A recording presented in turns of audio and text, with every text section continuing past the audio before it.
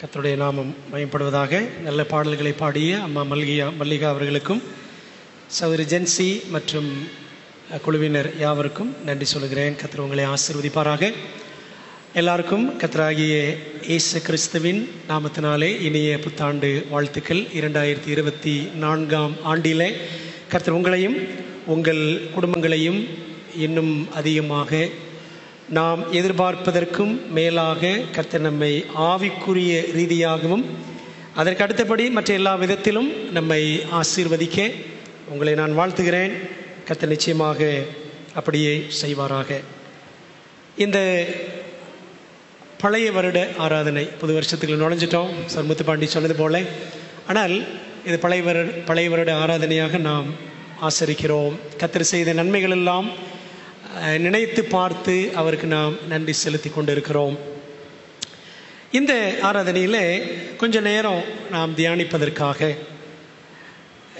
தெரிந்து கொள்ளப்பட்ட தலைப்பு வெக்கேட்டிங் 2023. அதான் தலைப்பு, வெக்கேட்டிங், வெளியேற்றம் 2023. நேசிக்கவும் நடக்கவும் 3 பாடங்கள், 3 lessons to love and live.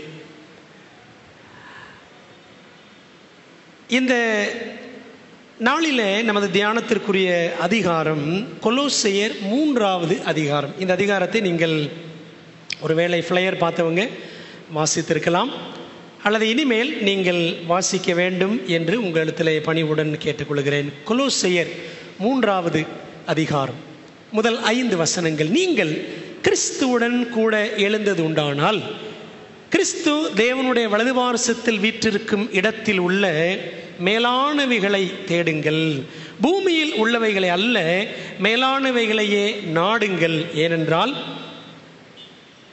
நீங்கள் மரித்தீர்கள், உங்கள் ஜீவன் கிறிஸ்துவுடனே தேவனுக்குள் மறைந்திருக்கிறது. நம்முடைய ஜீவனாகிய கிறிஸ்து வெளிப்படும் போது நீங்களும் அவனோடு கூட மகிமையிலே வெளிப்படுவீர்கள். ஆகையால் விபச்சாரம், அசுத்தம், மோகம், துரிச்சை, விக்கிர ஆராதனையான பொருளாசை ஆகிய இவைகளை பூமியில் உண்டு பண்ணுகிற உங்கள் அவயவங்களை அழித்து போடுங்கள் என்று இங்கே பவுல் எழுதியிருக்கிறார். இந்த அதிகாரத்தில் இருக்கக்கூடிய பாடங்களை, இந்த அதிகாரம் முழுக்க நமக்கு இருக்கக்கூடிய பாடங்களை ரத்தின சுருக்கமாக நாம் கற்றுக்கொள்ள போகிறோம். ஜெபத்தோடு நாம் படிக்கலாமா? ஜெபம் செய்வோம். பரிசுத்தமுள்ள பிதாவே, இந்த புதிய வருஷத்தின் ஆரம்ப மணித்துளிகளிலே இருக்கிற அடியார்களை உடைய பாதத்திலே தாழ்த்தி ஒப்புக் கொடுக்கிறோம். தகப்பனே, 2023 விட்டு வெளியேறி சில நிமிடங்கள் அல்லது சில மணித்துளிகளே ஆகியிருக்கிற இந்த வேளையிலே கர்த்தாவே, நாங்கள் படிக்க போகிற இந்த பாடத்தை கர்த்தர் எங்களுக்கு ஆசீர்வதித்து தாரும். உடைய ஆவியானவர் எங்களோடு பேசும்படி நாங்கள் காத்திருக்கிறோம். எங்களுடைய இருதயங்கள் எல்லாம் வசனத்திற்கு நேராக, இரட்சகருக்கு நேராக இருக்க ஆவியானவர் உதவி செய்யும். ஆண்டவர், மெல்லிய சத்தத்தோடு எங்களோடு நீர் பேசுவீராக. கர்த்தாவை சொல்லும்படியார்கள் கேட்கிறோம். நீர் பெருகவும் நாங்கள் இன்னும் சிறுகவும் உதவி செய்யும். இயேசுவின் நாமத்தில் ஜெபிக்கிறோம் நல்ல பிதாவே, ஆமென். வீடுகள் என்றால் பைபிள் அடிப்படையில் 2 விதமான வீடுகள். ஒன்று நிலையில்லா வீடு, 2வது நித்திய வீடு. நிலையில்லா வீடு, இன்னொன்று நித்திய வீடு. நிலையில்லா வீடுன்னு என்ன? வாடகை வீடு, அப்படி தானே? நம்ம சொந்த வீடு கட்டியிருந்தாலுமே அது நமக்கு நிரந்தரம் கிடையாது, இல்லை? உண்மை தானே? நிலையில்லாத வீடு. இன்னொன்று நித்திய வீடு. பைபிளில் சில இடங்களில் பிரசங்கி 12 அதிகாரம், இன்னும் அதே போல் 2 கொரிந்தியர் 5ஆம் அதிகாரம் இங்கெல்லாம் படிச்சிங்கன்னா நித்திய வீடு அப்படின்னு படிக்கலாம். 2 விதமான வீடுகள் வேதம் நமக்கு காட்டுகிறது. நித்திய வீடு நாம் போய் சேரும் வரை நிலையில்லாத வீடுகளில் நாம் மாறி மாறி குடிபுகுந்து வாழ வேண்டியது நம்முடைய வாழ்வில் வாடிக்கையாகிவிட்டது, அப்படித்தானே? பரலோகராஜ்யம் போய் சேர்ற வரைக்கும் நிலையில்லாத வீடுகளிலே மாறி மாறி போய்கிட்டே தான் இருக்கணும். இந்த வீட்டை மாற்றும் பொழுது, ஒரு வீட்டில் இன்னொரு வீட்டுக்கு போகும் பொழுது பெரிய பாடு, அப்படி தானே? படாத பாடு, அப்பா பயங்கர கஷ்டம். அது எங்கள் வீட்டில் ரொம்ப ரொம்ப கஷ்டம். எங்கள் வீட்டில் அவ்வளோ புஸ்தகங்கள் இருக்கும், ஏராளமான புஸ்தகங்கள் இருக்கும். புஸ்தகங்களுக்குன்னே ஒரு தனி ரூம் வச்சுருக்கேன், 3 ரேக் வச்சுருக்கிறேன். போதாததுக்கு நிறைய ஷெல்ஃபெலாம் இருக்குது, அவ்வளோ புஸ்தகங்கள். வீடு மாறும் பொழுது என் வீட்டில் எல்லாருமே திட்டி தான் வீட்டை மாற்றுவாங்க. அந்த மாதிரி அவ்வளவு புஸ்தகங்கள். இன்னும் குறைஞ்ச மாதிரி தெரில, நிறைய வெளிநாட்டிலேருந்து வரவங்ககிட்டலாம் என்கிட்ட எனக்கு என்ன கேட்டால் புக்ஸ் வேணும் தான் கேட்பேன், வேறு எதுவுமே கேட்க மாட்டேன். புஸ்தகம் வாங்கிட்டு வாங்க அப்படி தான் சொல்லுவேன். ஆகவே வீடு காலி பண்ணும்போது நமக்கு பெரிய சிரமமான அனுபவம் என்பது நமக்கு தெரியும். இதை அடிப்படையாக வச்சு தான் இன்றைக்கு நேசிக்கவும் நடக்கவும் 3 பாடங்கள் படிக்க போகிறோம். 3 lessons to love and live. வீடு காலி பண்ணும்போது when we vacate 3 காரியங்கள் நம்ம செய்வோம். என்ன செய்வோம் தெரியுமா? எல்லா சாமான் சட்டெல்லாம் பார்த்தீங்கன்னா அப்படியே குப்பையாக அப்படி அங்கங்கே கிடக்கும் பொழுது சில பொருட்களை பார்ப்போம். ஐயோ இது ரொம்ப முக்கியம், இந்த சர்டிஃபிகேட் இங்கே கிடக்க, இது எவ்வளோ நாளாக தேடிக்கிட்டு இருந்தேன், அது வீட்டுக்குள்ளே தான் இருக்கும் அப்படின்னு சொல்லி இதை எடுத்து பத்திரமா வை. சில பொருட்களை தக்க வைக்க வேண்டும். some things must be retained. சில பொருட்களை பத்திரமா எடுத்து வைப்போம். இரண்டாவது, சில பொருட்களை தூர எறிய வேண்டும். some things must be released. இதெல்லாம் வேண்டாம், இதெல்லாம் தூக்கி, இதெல்லாம் குப்பை ஐட்டம், தனியாக ஒதுக்கு அப்படின்னு பிரித்து வைப்போம். ஆமாம் இல்லையா? ரெண்டாவது. மூணாவது, சில பொருட்கள் பார்க்கும் பொழுது நமக்கு பழைய ஞாபகம்லாம் வரும். சில ஃபோட்டோ இருக்கும், ஃபேமிலி ஃபோட்டோ. நம்ம கல்யாணம் ஆனப்போ இவ்வளோ நல்லா இருந்தேனே, இவ்வளோ இளமையாக இருந்தேனே, என் முடியல இவ்வளோ கருப்பாக இருந்துச்சு, எனக்கு தோணும். இவ்வளோ நல்லா இருந்துச்சு, நல்லா குண்டாக இருந்தேனே அப்படின்னா ஒவ்வொருவருக்கும் என்ன செய்யும், நம்ம இந்த பழைய நினைவுகள் வரும். அதை எடுத்து கொஞ்சம் அப்படி நினச்சி பார்த்து பத்திரப்படுத்தும். 3rd பாயிண்ட் வரும்பொழுது மறுபடியும் ஃபஸ்ட் பாயிண்ட் அதெல்லாம் செய்வோம், எல்லாத்தையும் தக்க வைப்போம். ஆக 3 காரியங்கள். 1, சில பொருட்களை எடுத்து வைப்போம். 2வது, சில பொருட்களை தூக்கி எறிவோம். 3வது, சில பொருட்களை பார்த்த உடனே நமக்கு பழைய நினைவுகள் எல்லாம் வரும். சரிது? அன்பான தேவ பிள்ளைகளே, நாமும் 2023 காலி பண்ணுகிறோம். சரிதானே? we have vacated 2023. அப்படி தானே? ஆண்டவர் 2023ஆம் வருஷத்தை அதில் இருந்தோம், ஒரு 365 நாள் இருந்தோம். ஆண்டவர் அதை காலி பண்ண வச்சு இன்னொரு வீட்டுக்குள்ளே 2024க்குள்ளே இன்னொரு வருஷத்துக்குள்ளே நம்மை கொண்டு வருகிறார். அன்பான தேவ பிள்ளைகளே, நான் சொன்ன இந்த 3 பாடங்கள், இதை வச்சு தான் நான் 3 முக்கியமான ஆவிக்குரிய பாடங்களையும் கற்றுக்கொள்ள போகிறோம். சில பொருட்களை தக்க வைக்க வேண்டும். some things must be retained. கொலோசையர் 3ஆம் அதிகாரம், அதான் நம்முடைய கவனத்திற்குரிய அதிகாரம். 3ஆம் அதிகாரம் முதல் 2 வசனங்கள். நீங்கள் கிறிஸ்துவுடன் கூட எழுந்தது உண்டானால், எழுந்துட்டோம்ல, கிறிஸ்துவோடு கூட எழுந்தது உண்டானால், கிறிஸ்து தேவனுடைய வலது பார்சத்தில் வீற்றிருக்கும் இடத்தில் உள்ள மேலானவைகளை தேடுங்கள். 2ஆம் வசனம், மேலானவைகளையே நாடுங்கள் அப்படின்னு வாசிக்கிறோம். அன்பான தேவ பிள்ளைகளே, அப்போ வீடு காலி பண்ணும் பொழுது சில பொருட்கள், ஐயோ இது வேணும், அது வேணும், இது வேணும் அப்படின்னு நினைச்சுவோம், எடுத்து வைப்போம்.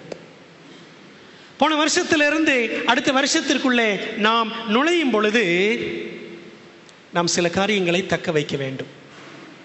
some things must be retained.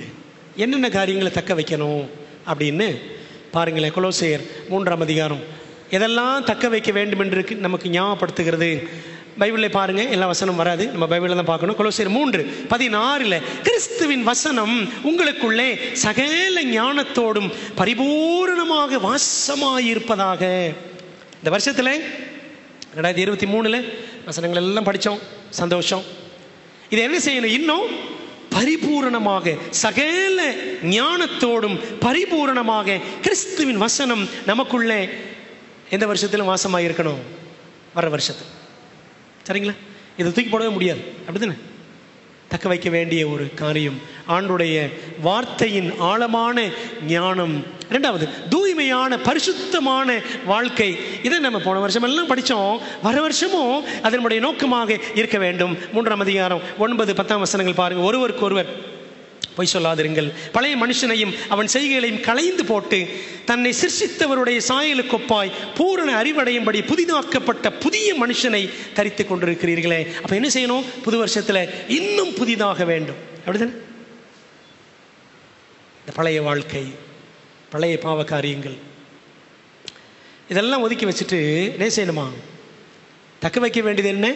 அந்த பரிசுத்த வாழ்க்கையினுடைய வாஞ்சை, தூய்மை, இதெல்லாம் நம்ம இடத்துல பெருகணும். பக்தியான பண்பு நலன்கள் 3ஆம் அதிகாரத்தில் 12 to 17 வரைக்கும் இதெல்லாம் வாசிக்கணும். வீட்டில் போய் படிச்சு பாருங்க. என்னென்ன காட்லி ஆட்டிடியூட்ஸ், காட்லி குவாலிட்டிஸ், தெய்வ பக்தியுள்ள நற்பண்புகள் என்னென்ன 12ஆம் வசனத்தில் பார்த்தீங்கன்னா கவனிக்கிறீங்களா? ஆகையால் நீங்கள் தேவனால் தெரிந்து கொள்ளப்பட்ட பரிசுத்தரும் பிரியருமாய் உருக்கமான இரக்கத்தையும். என்ன பண்பு நலன்கள் தேவை? உருக்கமான இரக்கம், தயவு, மனத்தாழ்மை, சாந்தம், நீடிய பொறுமை, இதெல்லாம் என்ன செய்யணுமா? தரித்து கொண்டு. 13ஆம் வசனம், ஒருவரை ஒருவர் தாங்கி, ஒருவர் பேரில் ஒருவருக்கு குறைபாடு உண்டானால் கிறிஸ்து உங்களுக்கு மன்னித்தது போல ஒருவருக்கு ஒரு மன்னியுங்கள், ஒருத்தர் தாங்குங்க, மன்னியுங்கள் அப்படின்னு வாசிக்கிறோம். 14, இவை எல்லாவற்றின் மேலும் பூரண சர்க்குணத்தின் கட்டாகிய அன்பை தரித்து கொள்ளுங்கள். இதெல்லாம் தரித்து கொள்ளணுமா? பாஸ்டர் கோட்டு மாட்டியிருக்கிறாரு, அந்த மாதிரி தரித்து கொள்ளுதல், புட் ஆன். சரிங்களா? இதெல்லாம் தரித்து கொள்ள வேண்டும். உருக்கமான இரக்கம், தயவு, மனத்தாழ்மை, சாந்தம், நீடிய பொறுமை, ஒருவரை ஒரு தாங்குதல், மன்னித்தல், அன்பு என்ற நற்குணம். 15ஆம் வசனம், தேவ சமாதானம் உங்கள் இருதயங்களிலே ஆழ கிடவது. சமாதானம் நம்முடைய உள்ளத்தில் இருக்கணும். இதற்கென்றே நீங்கள் ஒரே சரீரமாக அழைக்கப்பட்டீர்கள், நன்றி அறிதல் உள்ளவர்களாயும் இருங்கள். படிக்கிறோம்ல? பி தேங்க்ஃபுல், நன்றி அறிதல். அன்பான தேவ பிள்ளைகளே, இப்படி லிஸ்ட் போய்கிட்டே இருக்கு. பக்தியான பண்பு நலன்கள் நம்மிடத்தில் பெருக வேண்டும். குடும்ப வாழ்வில் பரிசுத்தம், இதையும் தக்க வைக்கணும். சரிதானே? some things must be retained. இதெல்லாம் பத்திரப்படுத்தணும். குடும்ப வாழ்க்கையிலே பரிசுத்தம். வசனம் 18 to 21 வரைக்கும் என்ன சொல்லுது? எல்லாத்தையும் படிச்சிடும். முக்கியமானது, மனைவிகளே கர்த்தருக்கு ஏற்கும்படி உங்கள் புருஷருக்கு கீழ்ப்படியுங்கள். மனைவிமார்கள் அவர்களுக்கு அவசியம் கீழ்ப்படிதல். 19, புருஷர்களே உங்கள் மனைவிகளில் அன்பு கூறுங்கள், அவர்கள் மேல் கசந்து கொள்ளாதிருங்கள். மனைவிகள்கிட்ட அன்பு காட்டுங்க, கசப்பு வேண்டாம். இருக்கா? கசப்புகள் தான் இருக்கா? ஒய்ஃப் மேலே இருக்கா கசப்பு? இதெல்லாம் வெளியில் சொல்ல முடியாது பாஸ்டர் அப்படின்றீங்களா? கசப்பு, கீழ்ப்படியாமை, இதெல்லாம் கிறிஸ்தவ குடும்பங்களிலே இருக்கலாகாது. 20ஆம் வசனம், அடுத்து பிள்ளைகளுக்கு. முதல்ல மனைவிகள், அப்புறம் புருஷர்கள், அடுத்து பிள்ளைகள். பிள்ளைகளே உங்கள் பெற்றோருக்கு எல்லா காரியத்திலையும் கீழ்ப்படியுங்கள், இது கர்த்தருக்கு பிரியமானது அப்படின்னு வாசிக்கிறோம். கீழ்ப்படிதல், பிள்ளைகள் செய்ய வேண்டியது பெற்றோருக்கு கீழ்ப்படிதல். 21 சொல்லுகிறது, பிதாக்களே உங்கள் பிள்ளைகள் திடனற்று போகாதபடி அவர்களுக்கு கோபமூட்டாதிருங்கள். பிள்ளைகள் போட்டு சில நேரத்தில் சப்புன்னு போட்டு அடிச்சு வெளுக்கிறது, ஸ்ட்ரென்த் எல்லாம் பலத்தை பூரா காட்டுறது, அப்படிதானே? பிள்ளைகள் திடனற்று போகாதபடி என்ன செய்யாதீங்க? அவங்கள கோபப்படுத்தாதீங்க. குடும்ப வாழ்க்கையிலே பரிசுத்தம். புரியுது அவங்களுக்கு? குடும்ப வாழ்க்கையில் பரிசுத்தம் அப்படின்னா சும்மா சர்ச்சுக்கு மட்டும் வந்துட்டு போகிறது கிடையாது. அன்றாட வாழ்க்கையில், குடும்ப ஜீவியத்தில் பரிசுத்தம் காணப்பட வேண்டும். சமுதாய வாழ்வில் பரிசுத்தம், social life, holiness in social life. 3:22 என்ன சொல்லுது பாருங்க. 22:4:1, வேலைக்காரரே சரீரத்தின்படி உங்கள் எஜமான்களாக இருக்கிறவர்களுக்கு எல்லா காரியத்திலும் கீழ்ப்படிந்து நீங்கள் மனுஷருக்கு பிரியமாக இருக்க விரும்புகிறவர்களாக பார்வைக்கு ஊழியம் செய்யாமல் தேவனுக்கு பயப்படுகிறவர்களாக கபடமில்லாத இருதயத்தோடு ஊழியம் செய்யுங்கள். வேலை செய்கிற இடத்துல உண்மையாக ஊழியம் செய்யும், உண்மையாக வேலை செய். பெயருக்காக பார்வைக்காக வேலை செய்யாதீங்க அப்படின்னு சோஷியல் லைஃப்பில் ஹோலினஸ். 4:1 என்ன சொல்லுது? எஜமான்களே, இப்போ எஜமான் பாசஸ், எஜமான்களே உங்களுக்கு பரலோகத்தில் உங்களுக்கும் பரலோகத்தில் எஜமான் இருக்கிறார் என்று அறிந்து வேலைக்காரருக்கு நீதியும் செவையுமானதை செய்யுங்கள். பார்த்தீங்களா? அப்போ குடும்ப வாழ்க்கையில் பரிசுத்தம், நம்முடைய சமுதாய வாழ்க்கையில் பரிசுத்தம், செய்ய வேண்டிய வேலையில் உண்மையாக இருக்கணும், உத்தமமாக வேலை செய்யணும் அப்படின்னு பார்க்குறோம். வீரியமிக்க ஜெப வாழ்வு, எஃபிஷியன்ட் ப்ரேயர் லைஃப். 4:2 என்ன சொல்லுது கொலோசையர்ல? இடைவிடாமல் ஜெபம் பண்ணுங்கள் இருக்குல்ல, இடைவிடாமல் ஜெபம் பண்ணுங்கள், ஸ்தோத்திரத்துடன் ஜெபத்தில் விழித்திருங்கள். ஜெப வாழ்க்கை இன்னும் அதிகமாகணும் என்று அதை நாம் தக்க வைக்க, ஜெப வாழ்க்கையில் இன்னும் அதிகமாக ஜெபிக்க வீரியம் நாம் கொள்ள வேண்டும். கனி நிறைந்த சாட்சி பகிர்தல், ஃப்ரூட்ஃபுல் விட்னஸிங். 4 அதிகாரம் 3-6 வசனங்களை படித்து பார்த்தீங்கன்னா அங்கே என்ன வாசிக்கிறோம்? புறம்பே இருக்கிறவர்களுக்கு முன்பாக ஞானமாய் நடந்து வெளியில் இருக்கிறவங்க, இயேசுவுக்கு வெளியில் இருக்கிறவங்க, சத்தியத்துக்கு வெளியில் இருக்கிறவங்க, இவர்களுக்கு முன்பாக எப்படி நம்ம நடக்கணுமா? ஞானமாக சாட்சியாக நடக்க வேண்டும் என்று நாம் இங்கே வாசிக்கிறோம். காலத்தை பிரயோஜனப்படுத்திக் கொள்ளுங்கள். காலம் அதிகமாக இல்லை, குறைவான காலகட்டம். உண்மைதானே? கிருபையின் காலத்தில் இருக்கிறோம். கிருபையின் காலத்தில் நம்ம வாழக்கூடிய வாழ்க்கை எவ்வளவு தேவனுக்கு பிரியமானதாக இருக்க வேண்டும் என்பதை நாம் சிந்திக்கலாம். வீட்டை காலி பண்ணுறோம், அப்படி தானே? பழைய வருஷத்தை காலி பண்ணி புதிய வருஷத்துக்குள்ளே போகிறோம். Some things must be retain. சில காரியங்களை நாம் தக்க வைக்க வேண்டும், பாதுகாக்க வேண்டும்.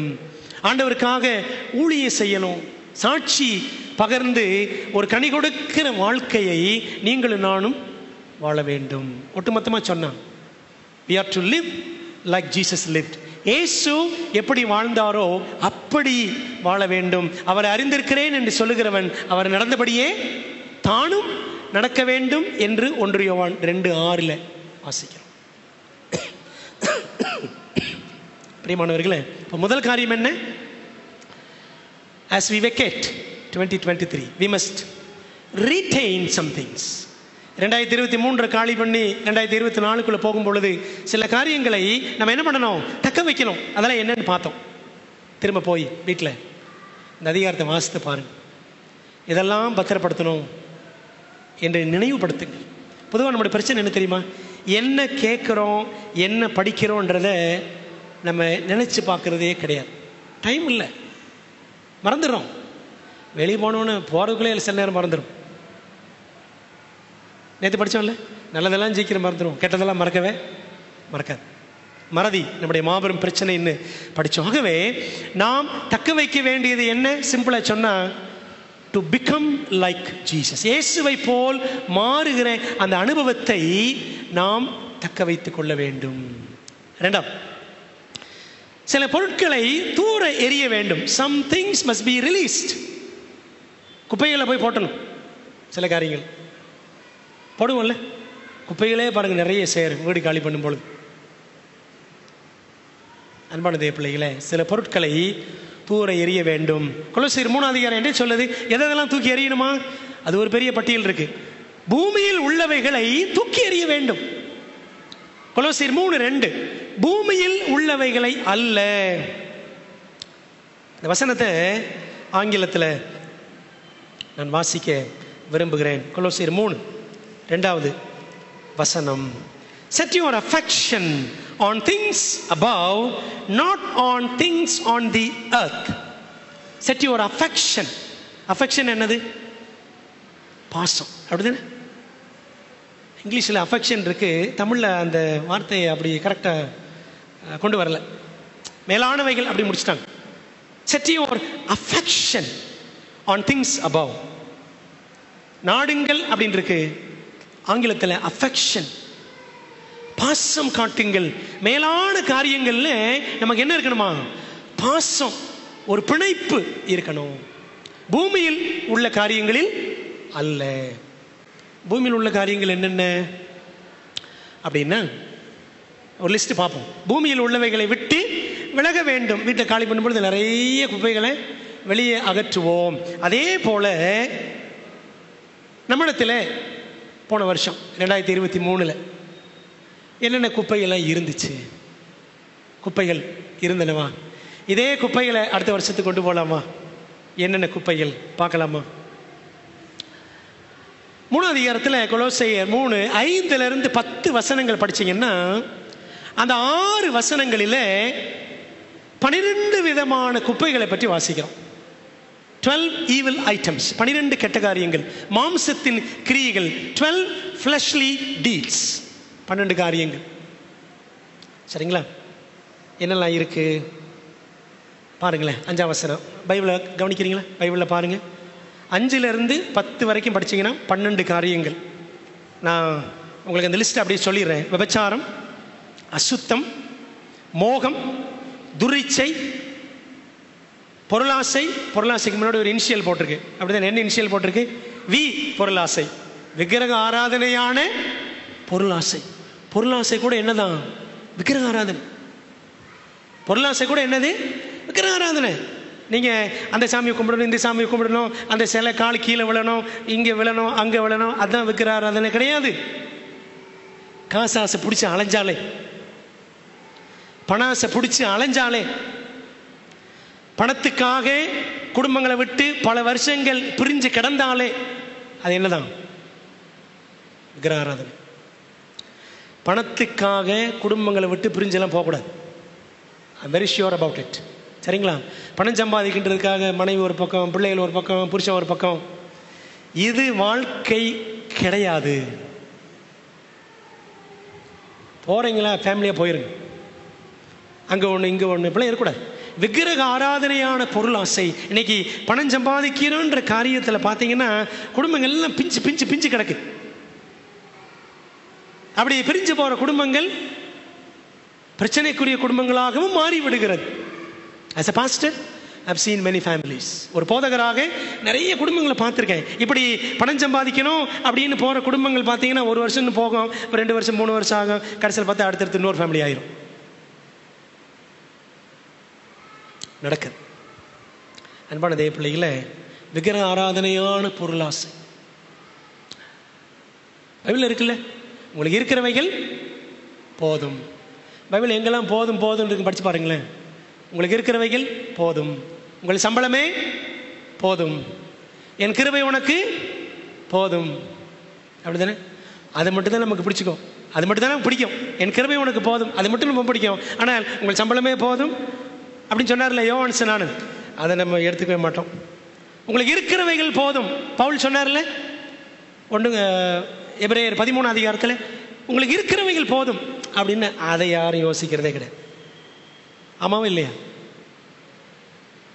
பிரியமானவர்களே, போதும் என்ற மனதனுடனே கூடிய தெய்வ பக்தியே மிகுந்த ஆதாயம். போதும், இவ்வளோ போதுங்க, இவ்வளோ வருமானம் போதும், இத்தனை வருஷம் நான் இருந்துட்டேன் போதும் அப்படின்னு அந்த திருப்தியான மனநிலை ஆண்டோடைய பிள்ளைகளுக்கு இருக்கணுங்க. இருந்தா தான் ஆண்டோடைய பிள்ளை. சரிங்களா? பார்த்தீங்களா? இப்போ 12 குப்பை. என்னென்ன குப்பை பார்க்குறோம்? இப்போ 5வது சொல்லிட்டு இருக்கேன், விக்கிரக ஆராதனையான பொருளாசை. அடுத்து கீழ்ப்படியாமை 6 சொல்லிட்டேன். அடுத்து 6 கோபம், மூர்க்கம், பொறாமை, தூஷணம், வம்பு வார்த்தைகள், பொய். இதெல்லாம் கொலோசியர் 3ஆம் அதிகாரத்தில் இந்த 5லிருந்து 10 வசனங்களுக்குள்ள இருக்கு. ஒரு டஜன் குப்பை, 1 டஜன் குப்பை. 23ஆம் வருஷத்தில் இந்த குப்பைகள் ஏதாவது, எல்லா குப்பையும் இல்லை, மேபி ஏதாவது ஒரு சில குப்பை இருந்துச்சா? ஏதாவது ஒரு சில குப்பைகள் இருந்துச்சா? ஆண்டவரே, இந்த குப்பைகள் அப்படியே வீடை காலி பண்ணி அங்கேயும் கொண்டு போகிறேன் அப்படி செய்வோமா? செய்ய மாட்டோம்ல. வண்டி வருமா? ஈம்பு தலைக்கு பறிச்ச மலை வண்டி வந்தால் தூக்கி போட்டுரும். அப்படி தானே? 5 ரூபா கிடைச்சாலும் பரவாயில்ல, வாங்கிடுவோம். பிரியமானவர்களே, some things must be released. சில பொருட்களை, சில காரியங்களை என்ன செய்யணும்? தூக்கி எரிஞ்சிடும். இதெல்லாம் அப்படியே நம்ம அப்படியே தூக்கிட்டு போகக்கூடாது. அடுத்த வருஷத்துக்கு மனசில் கசப்பை வச்சுக்கிட்டு, வைராக்கியத்தை வச்சுக்கிட்டு,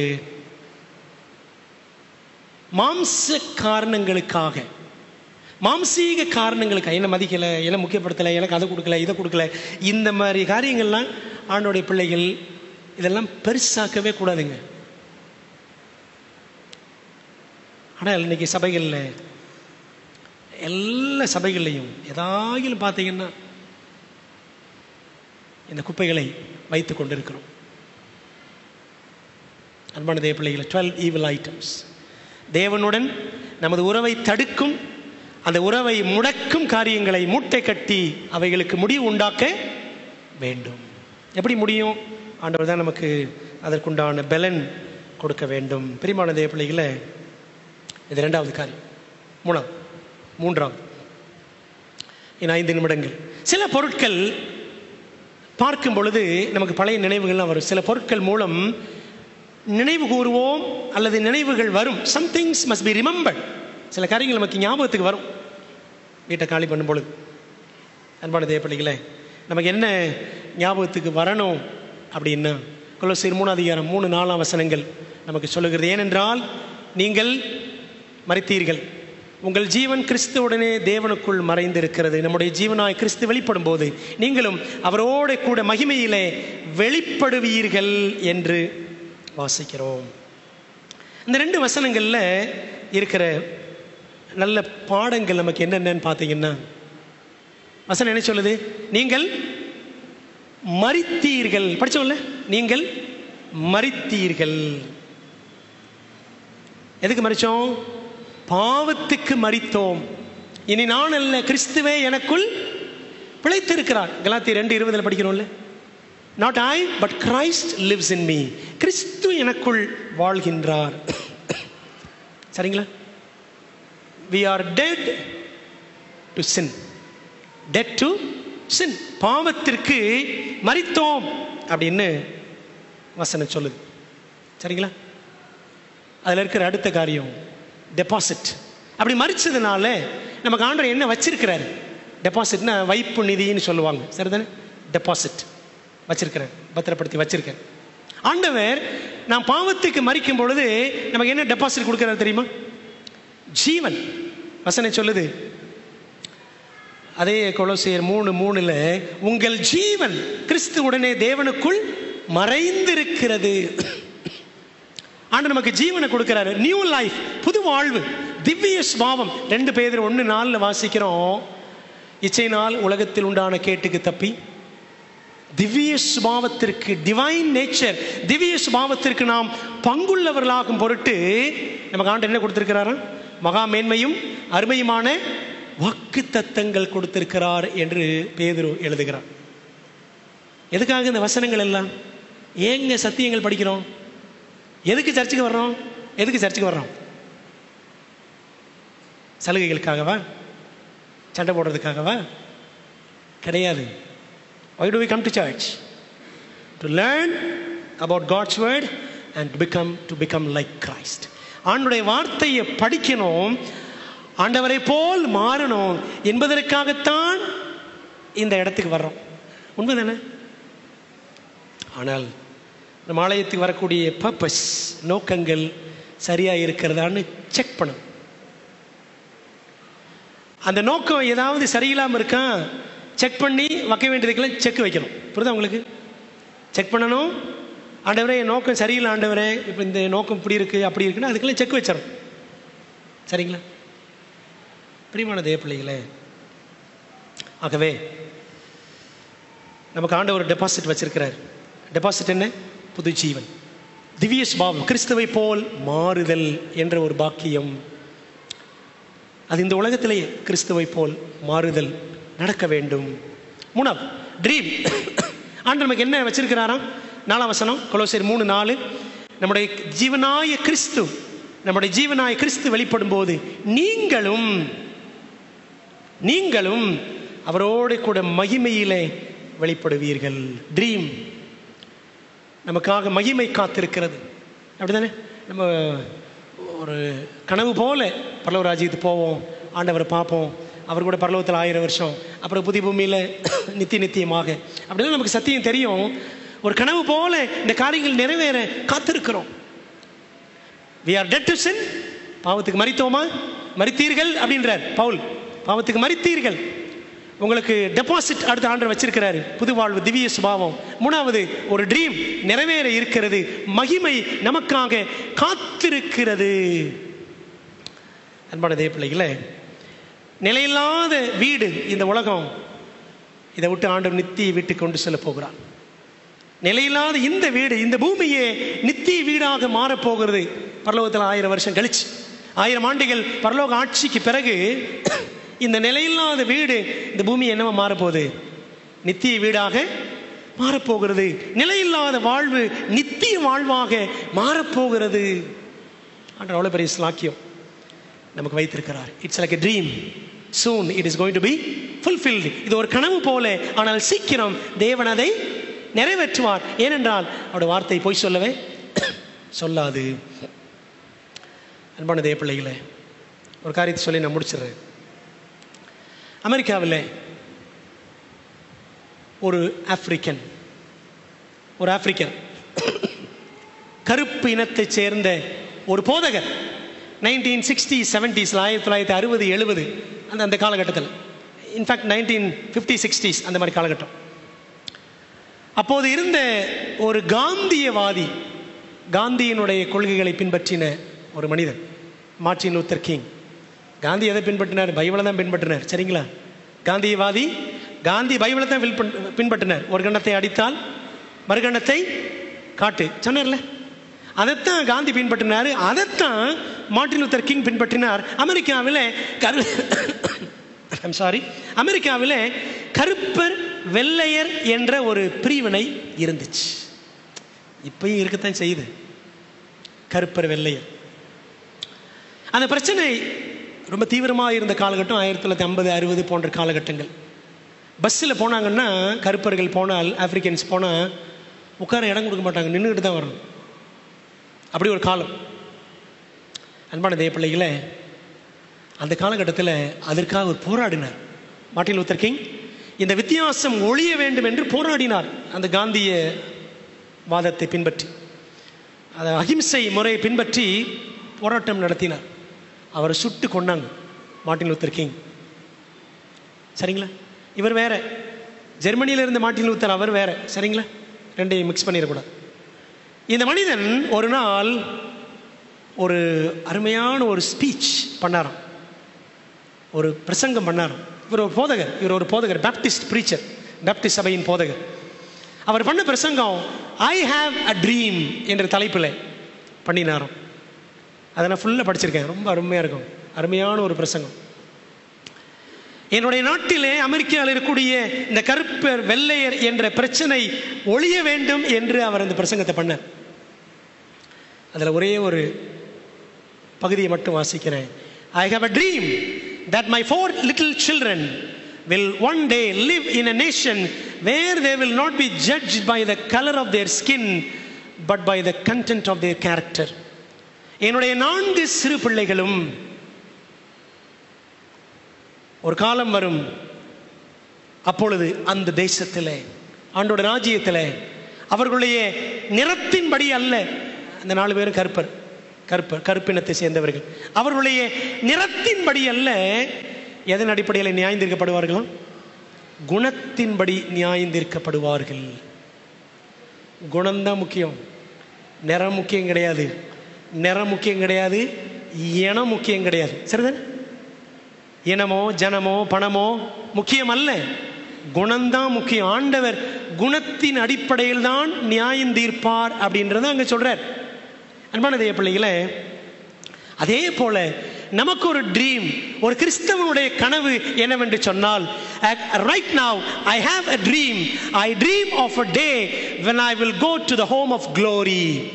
I dream of the day when I will see the Lord Jesus Christ. One day that dream will become a reality and I will be in His presence. That is what we need to remember as we fight the good fight of faith. அன்பான தேவ பிள்ளைகளே, நம்ம ஒவ்வொருவருக்கும், ஒவ்வொரு கிறிஸ்தவருக்கும் ஒரு கனவுங்க. அதான் கொலோசியர் 3:4. நம்முடைய ஜீவனாய கிறிஸ்து வெளிப்படும் போது நீங்களும் அவரோடு கூட மகிமையில வெளிப்படுவீர்கள். கிறிஸ்தவனுடைய கனவு என்ன? இப்பொழுது எனக்கு ஒரு கனவு இருக்கிறது. மகிமையின் ராஜ்யத்திலே நான் ஒரு நாள் போய் சேர்வேன் என்பது எனது கனவு. ஆண்டவர் இயேசு கிறிஸ்துவை நான் காண்பேன் அந்த நாளிலே என்பதுதான் என்னுடைய கனவு. அந்த நாளிலே என்னுடைய கனவு நனவாகும். அவருடைய பிரசன்னத்திலே, அவருடைய சமூகத்திலே நான் இருப்பேன். அதற்காகவே விசுவாசத்து நல்ல போராட்டத்தை போராட வேண்டும் என்பதை நான் நினைவிலே கொள்ள வேண்டும். புரியுதா உங்களுக்கு அன்பான தேவ பிள்ளைகளே? 3 காரியங்கள் முடிச்சிட்டேன், அவ்வளோதான். சில காரியங்களை என்ன செய்யணும்? வீடு காலி பண்ணும் பொழுது பத்திரப்படுத்தி வச்சுக்கணும். தக்க வைக்க வேண்டிய காரியங்கள் எதெல்லாம் பத்திரப்படுத்தணும்? ஆவிக்குரிய பண்பு நிலன்களை பத்திரப்படுத்தணும். 2வது, சில காரியங்களை தூக்கி எறிஞ்சிடணும். பூமியில் உள்ளவைகள், மாம்சத்தின் கிரியைகள் எல்லாம் தூக்கி எறியணும். குப்பைகள் அடுத்த வருஷத்துக்கு கொண்டு போக வேண்டாம். ஆண்டவர்கிட்ட உதவி கேட்போம். 3வது என்ன? சில காரியங்களை நினைத்து பார்க்க வேண்டும். ஆண்டவரே, நாங்கள் பாவத்துக்கு மரித்தோம், இன்னும் பாவத்திலே நாங்கள் உழன்று கொண்டிருக்கிறோமா? நினைத்து பார்க்க உதவி செய்யும். எங்களுக்கு நித்திய ஜீவன், அந்த திவ்ய சுபாவம் நாங்கள் அடையணும் திட்டம் வச்சிருக்கிறீங்க. ஆண்டவரே, நாங்கள் ஞாபகத்தில் வச்சுக்கொள்ள உதவி செய்யும். எங்களுக்கு ஒரு கனவு இருக்கிறது, நம்முடைய ராஜ்யத்துக்கு வரணும்னு சொல்லிட்டு அங்கே வந்து சேருவதே எங்கள் நோக்கமாக இருக்கட்டும், இங்கே ஞாபகத்தில் வைத்துக்கொள்ள உதவி செய்யும் சொல்லி ஆண்டவர்கிட்ட ஒப்பு கொடுப்போம். கர்த்தருடைய கிருபை இந்த 2024ஆம் ஆண்டில் நம்ம எல்லாரோடும் கூட இருப்பதாக. தேவனுடைய சமூகம், அவருடைய வல்லமை, அவருடைய ஞானம், அவருடைய ஆவியின் அபிஷேகம் நம்ம மீது, நம்முடைய குடும்பங்கள் மீது தங்கி இருப்பதாக. கர்த்தர் உங்களை யாவரையும் நம்ம எல்லாரையும் ஆசீர்வதிப்பாராக. ஆமென். பரிசுத்தம் நிறைந்த எங்கள் பரம தகப்பனே, இந்த 2023ஆம் ஆண்டுக்கான பழைய வருட ஆராதனையிலே நாங்கள் எல்லாரும் உம்முடைய பிள்ளைகளாக பங்கேற்று ஆண்டவரே, வெளியேற்றம் 2023 என்ற தலைப்பின் கீழே நாங்கள் படித்து கொண்ட நல்ல பாடங்களுக்காக நன்றி செலுத்துகிறோம். ஆண்டவரே, எங்களை கடந்த ஆண்டு எல்லாம் அருமையாக நடத்தினீர், அதற்காக உமக்கு ஸ்தோத்திரம். எல்லா தீமைகளுக்கும் நாசமோசங்களை விலக்கி காத்தீர். ஆண்டவரே, உம்மை துதிக்கிறோம், ஸ்தோத்திரிக்கிறோம். ஆண்டவரே தகப்பனே, இந்த நாளிலே நாங்கள் கற்றுக்கொண்ட தேவ ஆவியானவர் கற்றுக் கொடுத்த பாடங்களுக்காக பரலோகத்தின் ஆண்டவருக்கு நன்றி சொல்கிறோம். ஆண்டவரே, இந்த 3 பாடங்களை நேசிக்கவும் அவைகளின்படி நடக்கவும் தேவரீர் எங்களுக்கு உதவி செய்வீராக. கர்த்தாவே, விசேஷ விதமாக தகப்பனே, பழைய ஆண்டிலிருந்து புதிய ஆண்டுக்குள்ளே பிரவேசிக்கிற நாங்கள் ஆண்டவரே, என்னென்ன நற்காரியங்களை தக்க வைக்க வேண்டுமோ, பக்தியான பண்பு நலன்களை பத்திரப்படுத்த வேண்டுமோ, ஆண்டவர் அப்படிப்பட்ட கிருபைகளை எங்களுக்கு தாரும். ஆண்டவரே, என்னென்ன அசுத்தங்களை எங்களை விட்டு நாங்கள் தூக்கி எறிய வேண்டுமோ, விட்டு விலக வேண்டுமோ, அக்காரியங்களிலிருந்து விட்டு விலக ஆண்டவர் எங்களுக்கு உதவி செய்ய வேண்டும் என்று நம்முடைய சமூகத்திலே ஒப்பு கொடுக்கிறோம். கர்த்தாவே, அதே போல நாங்கள் என்னென்ன காரியங்களை நினைவு கூற வேண்டுமோ நினைவு கூர்ந்து ஆண்டவரே, நாங்கள் பாவத்திற்கு மரித்தவர்கள், திவ்ய சுபாவத்திற்காக அழைக்கப்பட்டவர்கள், மேலும் மகிமையிலே பிரவேசிப்பதற்காக கனவோடு காத்திருக்கிறவர்கள் என்பதை உணர்ந்தவர்களாக தகப்பனே, நாங்கள் இந்த உலகத்தில் அந்த தெய்வீக நினைவோடு வாழ கர்த்தர் எங்களுக்கு உதவி செய்யும். இந்த நாளில் அப்பா, இந்த சத்திய வார்த்தைகளை கேட்ட நாங்கள் அசட்டை பண்ணாதபடி, ஏனோ தானோ அப்படின்னு ஆண்டவரே இந்த வார்த்தைகளை விட்டுவிடாதபடி எங்கள் இருதயங்களிலே பத்திரப்படுத்தி நாங்கள் கனி கொடுக்கத்தக்கதாக கர்த்தர் எங்களுக்கு உதவி செய்யும். எங்களை தாழ்த்தி ஒப்புக் கொடுக்கிறோம். இப்பொழுதும் கர்த்தாவே, நாங்கள் எல்லாரும் இரவு உணவுக்காக செல்லுகிறோம். கர்த்தர் அந்த ஆகாரத்தை எங்களுக்கு ஆசீர்வதித்து தரும்படி வேண்டுகிறோம். எல்லாருக்கும் நிறைவாக ஆண்டவரே திருப்தி அளிக்கிறதாக, ஆரோக்கியம் அளிக்கிறதாக அந்த உணவு இருக்கட்டும். எங்களை தாழ்த்தி ஒப்புக் கொடுக்கிறோம். எங்கள் ஜெபத்தை ஏற்றுக்கொள்ளுங்க. இரவுகளை எங்களோடு கூட இருந்து இரவில் எங்களை பாதுகாத்துக் கொள்ளும். மீண்டும் அதிகாலையில் நாங்கள் வந்து தொழுது கொள்ள கிருபை செய்யும். எங்களை ஆசீர்வதித்து அனுப்பும்.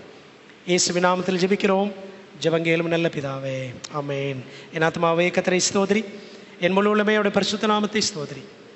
என் ஆத்மாவே கர்த்தரை ஸ்தோத்திரி, அவர் செய்த சகல உபகாரங்களையும் மறவாதே, ஆமென்.